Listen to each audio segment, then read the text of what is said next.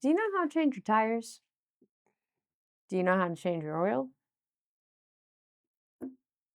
If you're a guy, do you know how to clean?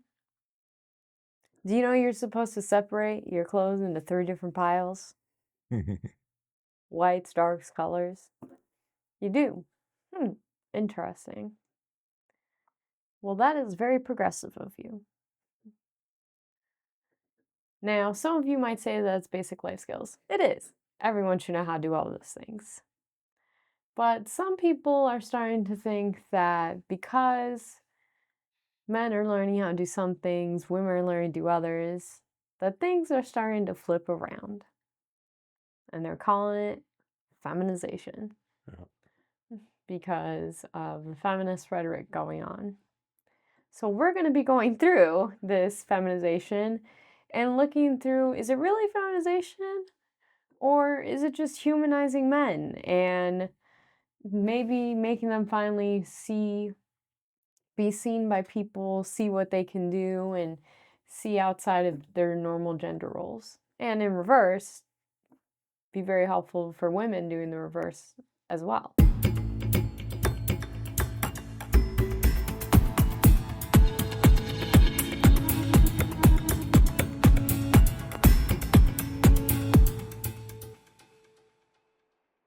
This is the Glass Floor Podcast. We are sponsored by NCFM, the National Coalition for Men, which was founded in 1977. They're a nonpartisan, diverse, inclusive group that fights discrimination against boys, men, and the families that love them. I am one of your hosts, Katrina. This is my co-host, Tim. And we are going to be talking about this what would seem predicament Yes. of people saying It's that not at men, all controversial subject. no, of people saying men are becoming feminized. They're, as you can see, he's vacuuming. Yes. And she's smoking a cigar. So that's just a lighthearted look, because maybe we don't have to take these things quite so seriously.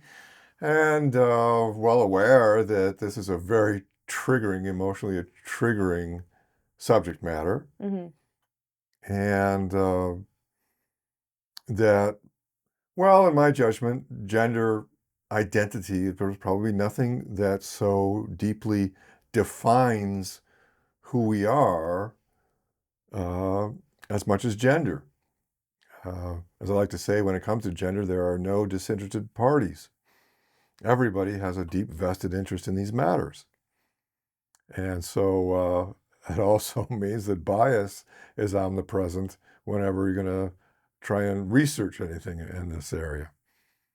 There's nothing wrong with polarized people. No. In the interests of it takes all kinds, we need some very masculine men and we need some very feminine women as part of the mix of humanity. By the title of our program, we're kind of looking at the feminization of men. Mainly, yeah. But there's always a mirror opposite to all these things, and you might call it the masculinization of women. If men owning their feminine side would make them more human, women owning their masculine side make them more human, more complete, Mm-hmm. more integrated. More understanding. Yeah.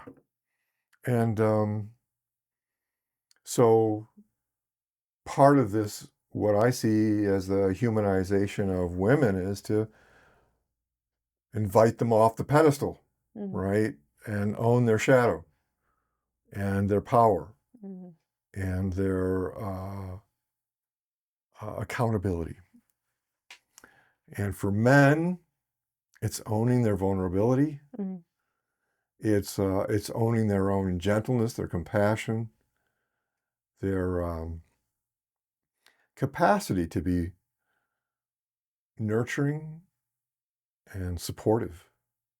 Yeah. I mean, the best way I can put it is like, I think from the male side, it's seemingly seems to be that it's opening up things they previously couldn't speak about. Yeah.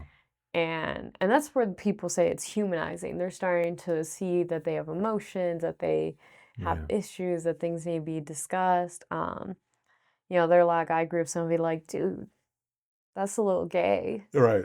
And now it's like you're hearing that less because they're Yeah. realizing it's just a hobby they like, or it's just something they Uh-huh. do, or Uh-huh. sometimes it's a coping method. Yeah. And Uh, so, men have fears, and men have sadness, mhm. and, because they're human. And and with women, it's the mirror opposite on that, I think, would be women have a shadow side. Mhm. Gasp.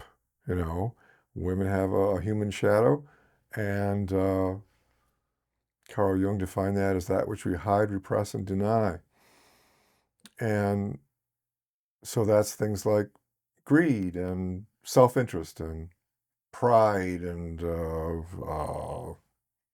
what else? Shadow is like shadow wants what it wants when it wants it. Yeah. Well, I would say it's very Spider-Man, Yeah. because they're understanding that they have power. Uh-huh. I think they sort of already knew, but now they're really starting to understand it.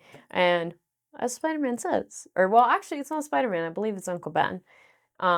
Goes with great power comes great responsibility, and now they're finding out the responsibilities which have to come with the powers they're realizing they're having, That's right. and that they can have as well. Yeah. That in the past that they just either didn't learn, they were told it wasn't appropriate to, or whatever not. Yeah. And I would just add that it's not just women wielding male forms of power. Hmm. It's also women wielding female Female modes of forms of power. power. Things like beauty, sexual power, moral authority, motherhood power, presumed innocence, greater power to elicit empathy, greater power to inflict shame, higher emotional verbal acuity, a whole array of powers that are not exclusive to women, but I would just define these powers as female modes of power because women wield more of that kind of power. And male modes of power would be like size and strength. That would be like pips on the collar and stripes on the sleeve and a Mm. badge, and it would be more like Titles. titles, bank accounts, status, things like that. Maybe they're realizing that their forms of power. Trying to figure out how to best put this.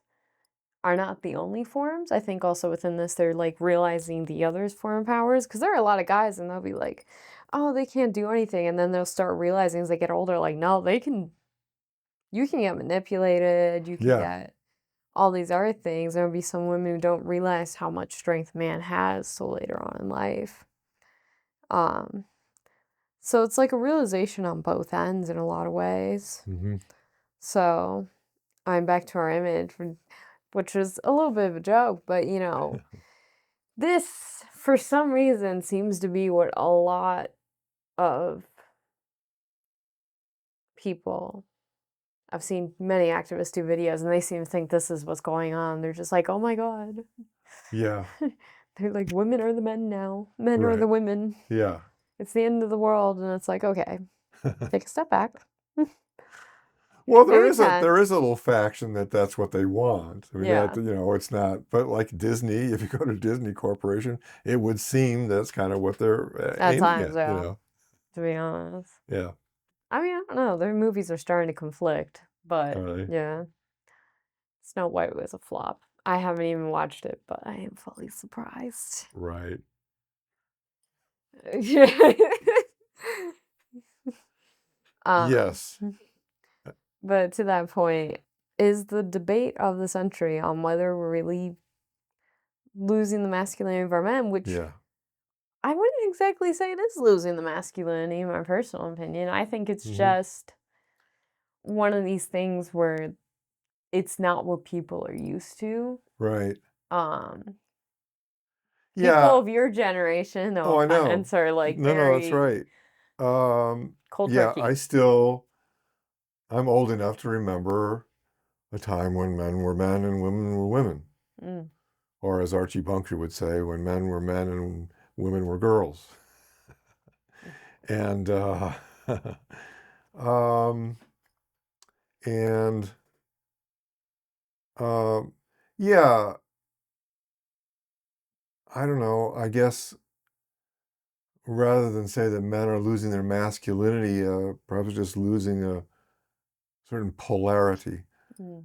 and that this polarity, this gender polarity, has been ebbing away for a long time. Yeah. And you can take it back. Well, you can take it all the way back to Rudolph Valentino with his eye makeup and all, and playing the Sheik, and uh, certainly Elvis had elements of feminine with his long hair and his eye makeup. And then the Beatles came along with their longer hair. And so there has been a progression in this way. Um, and there remains a faction of men that are old-fashioned, even when Yes. they're young. There's 30-year-old men that are totally male. I don't want any of this feminine foo-foo nonsense, Yeah. right? And they just feel, oh, it's cooties. And they don't want anything to do with that. And there are femmes out there that feel the same way. That, I don't want to be, Yeah. that, There's some. and that's fine. Mm-hmm. That's It's fine. preference. Yeah, It's whatever you that's want to do. right. Some Yeah. people don't mind testing. I've seen D. Snyder in heels. He probably wears them better than me. I'm not gonna lie. Yeah. Dee Snider, I don't know about it. Twisted Sisters. Oh, okay. Yeah, I Yeah, do lead know. singer. Yeah. Actually, it was really funny. Well, they go way back, actually. They do 80s, Yeah. 80s, 70s. I feel bad though. I didn't realize that Vinnie Vincent from Kiss for the longest time wasn't a woman. Oh. I found that out like 5 or 6 years ago. Oh, Because yeah. the Well, facial structure sure. is a very he Yeah. looks amazing. I mean, he's Yeah. aged gracefully, but Uh-huh. his facial structure just looks so feminine that That's I true. didn't realize he was a guy. Yeah. I was like, "Oh, they had one female member. That was awesome. Yeah. Hell yeah." And then it was like, "Oh, it's a dude. Oh, that's why it's called Vinnie Vincent. Sorry, Vinny." Still love you though. Amazing music. He's clearly Right. passed away. That was so sad though. So I think almost everyone's at least a little relieved that gender is not so rigid as it was. Boy, back in the Mhm. 1950s, it really was. Because I facilitate a lot of personal work. And when I facilitate men my age and they talk about their childhood, it's so predictable. It really is to a remarkable degree. The men went off to work and the women stayed home, And that was that. and that was that. Yeah. And I mean, and even like with people my age, in a lot of ways, it's still like that. I mean, mm, my parents were very much like that. My mom didn't start working until many later years. mm-hmm, Um, or yeah, people just had both parents working, but it was still like the guy did more of the work and the woman took more days off. mm-hmm, yeah, yeah, right. The So woman it's sort maybe of still works part-time or does volunteer work, and there. Hmm. uh, yeah. So a lot of things are hardwired, and I think if there's one realm in which the sexes could be expected to diverge the most, it's in the realm of sex itself, and what attracts male and female, heterosexuality means different. That's the Greek word for different. Um, the sexes attract to each other according to their differences. Hmm. And a lot of that stuff is hardwired from all the way back to the Pleistocene. Um, so you have the old saying, the more things change, the more they stay the same. Hmm. So is this depolarization that we're seeing, does that mean then that women can be the providers and men can be the stay-at-home Parent, yeah. homemakers And and some couples are doing that. some couples are doing that, and most couples are not, Yeah. at least not initially. No. They're not marrying under that. It framework. may go that way because she does better with her career than he does, or whatever. But we're not. We're seeing very few marriages begin with that model, where she's going to be the breadwinner and he's going to be the Mm, stay-at-home nurturer. Yeah, yeah. yeah. So, It's sort of funny you bring that up too, because I was thinking of something somebody brought up to me, which is and this was quick, and this is no diss on trans people, but somebody brought up they like it's interesting because you have a trans woman and a trans man, and they'll get married. oh yeah, is that true? Yeah, is that It's not always statistically? the case, but like there are some But times is where it it pretty happens. rare though? I think it is, but it's interesting because people bring up when it happens, you sort of wonder, you're like, what what was the point? It's like, well, they feel more in their identity. They're like, yes, but they're still following A the heterosexual tradition model. model, yeah, Yeah, in a case. It's just they've gone with the gender they feel they identify with most yeah. as So their I wonder if identity. there are statistics about uh, trans men and trans women marrying. I wonder what the percentages or what that would be. That'd be interesting to know. Yeah. I mean, it'd still be pretty low though, I think so. probably. Just because it's newer. Some places still have laws against it, et cetera, and so forth. Uh, But it's interesting, someone pointed that out. They're like, you have some couples that do that, and it's like, but they're still following the traditional form of what it looked like. yeah, So it it's like a traditionalism that just people continue, and it's their choice to do so. But the people who are then super traditional are just really confused by the people who are becoming more open and more into themselves, and uh-huh. you know they think, oh God, But the scary question is, how much is this hardwired? mhm. And we do need to look at it. Is this flipping of the, does this work? I mean, yeah, of course it works on occasion with certain individuals, but does this work society wide? Can this be a norm, or is this always going to be unusual? You'll say that the traditional form is faded, yeah, but then marriage in its entirety is faded. So, you know, have we really transcended the biology here, or Well, not at current day. Definitely no? not. No. In the future, I mean, possibly, though, if I'm being honest, I don't really think so. Yeah. There seems to be such a strong urge, regardless, for one very feminine character and one Yeah, very masculine character. right. And sometimes it works to have a feminine man and a Yeah, masculine masculine woman. woman. Yeah. But it's still the same dynamic, though. hmm It's like there has to be a balancing of the two. Not, I mean, even honestly, now I'm thinking, even I think in like heterosexual or homosexual relationships, there's usually one that's a little bit more masculine, one that's a little more feminine. Yeah, So, right in the gay community, tops and bottoms, it's mhm. called. And it's similar with the lesbian community also.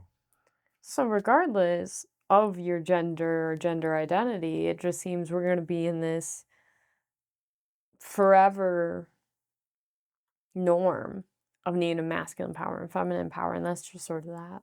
Yeah, I suspect that that is true. It just happens in this specific photo that our Yeah, we have a role masculine, reversal there. yeah, it's a different genders, still the same powers, but in different people. Yeah. Mm. But we will be here and see, I guess. We'll see if it happens in your lifetime. We'll see if it happens in mine, but it will most likely remain that the powers are going to be there. It's just, Yeah, because my best guess is you see the whole way the whole sexuality works. yeah.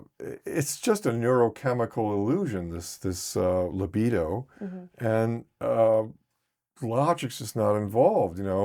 Men don't go gaga over a breast because it's the logical thing to do. Sex is not logical; it's biological, and it's was created so that male and female would attract and breed. I mean, it's just how it is. And many will object out there, but I mean, that's okay, but that's kind of pretty self-evident Yeah. that if male and female do not attract, they do not breed. And if they do not breed, the species goes out. So, We'll see what happens. yeah. Do you have any finishing notes?